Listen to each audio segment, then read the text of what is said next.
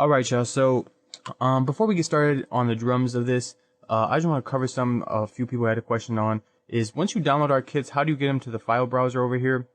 And the way to do that is all you want to do is go ahead, options, file settings, click the little folder, and then just find the kit that you want to use. For this one, we're using the 40 kit. Hit OK, and now you'll have your 40 kit over here.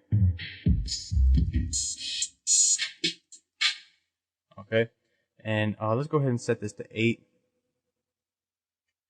And one thing that we'll do right away, what 40 does a lot, actually I'm not even sure if he does this a lot, but this is an easy way to recreate his sound. I assume this is the way he does it as well, is if you just go ahead and lower the main pitch of your song, you just get that a lot more emotional, fuller sounding track just because everything's a little lower. Let's take a listen to it right now, how it sounds right now when it's just lowered like this versus how it did sound.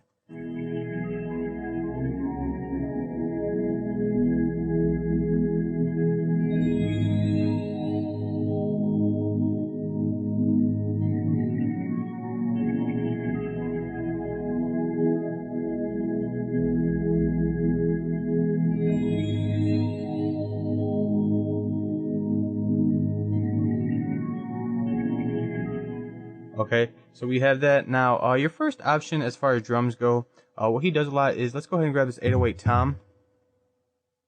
And he uses this as like a snare and a kick. And the way to do this is, let's go ahead and edit it first. And once you hit edit, make sure you come over here. We're just trying to detect what pitch it's at, basically. We can see it's at G.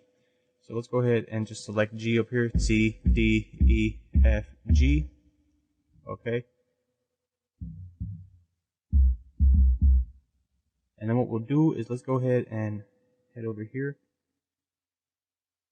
And we're just going to move this up. We'll actually move this one up one more octave.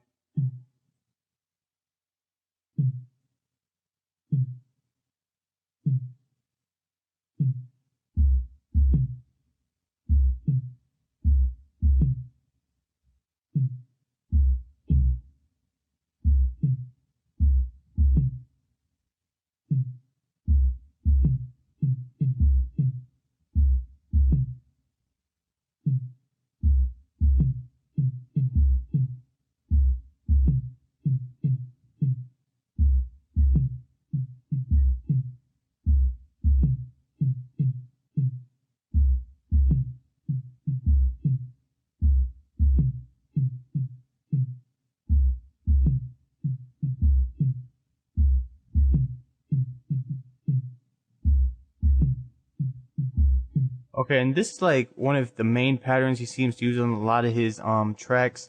And one thing he does is he puts a little reverb on it.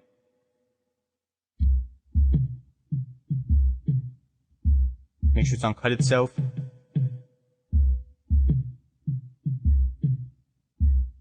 And the reason I selected those notes is just because if you go to our main pattern, most of our chords include that note right there, which is just a C sharp.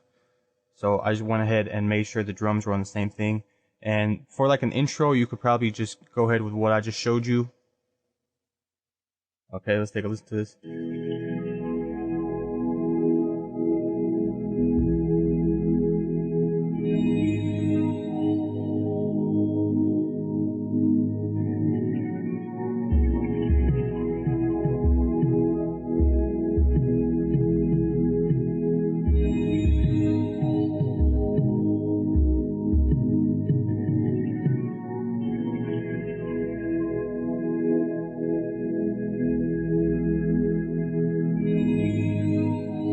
Okay, one thing I'm noticing, the drums are a little too computerized for me. So what I'll go ahead and do is hit Alt on your keyboard, and you can just drag notes just off the grid just a little bit, just out of the quantize just the tiniest bit. Let's see what's this.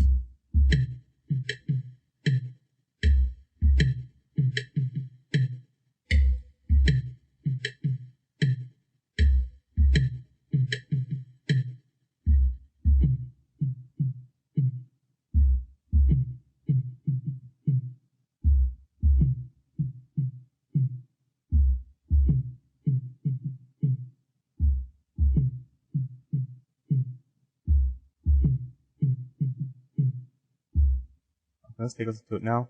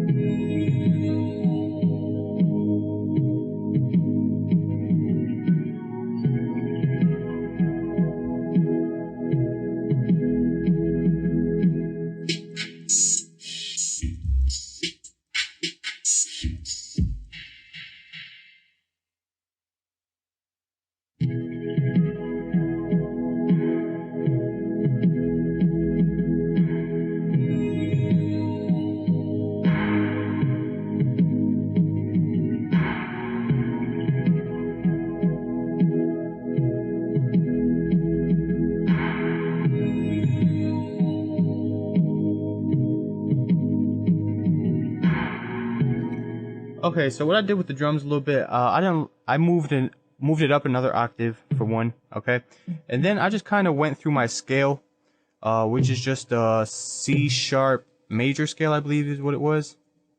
Anyway, and I just moved the top part, down the scale until I found a note that I just felt fit in there a little better, and this is the note I decided was it, which is just a F.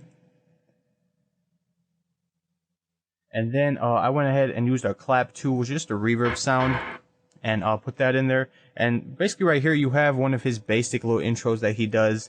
And it really did not take us too long to do. But I want to do something a little different because it's cool to recreate his whole sound, but at the same time I want to be a little original. I don't want to sell 40 beats, or, you know what I'm saying? For lack of a better term, 40. I mean, as in his type of beats, not the number 40, but whatever. So what I'm going to do is I'm going to try to get a little more original with it. I'll put my own little style on it, but I just want to show you guys if you want to go ahead and recreate his type of sound. It's very simple. That's where we start with. But let's jump to the next section to actually do our own drums on this.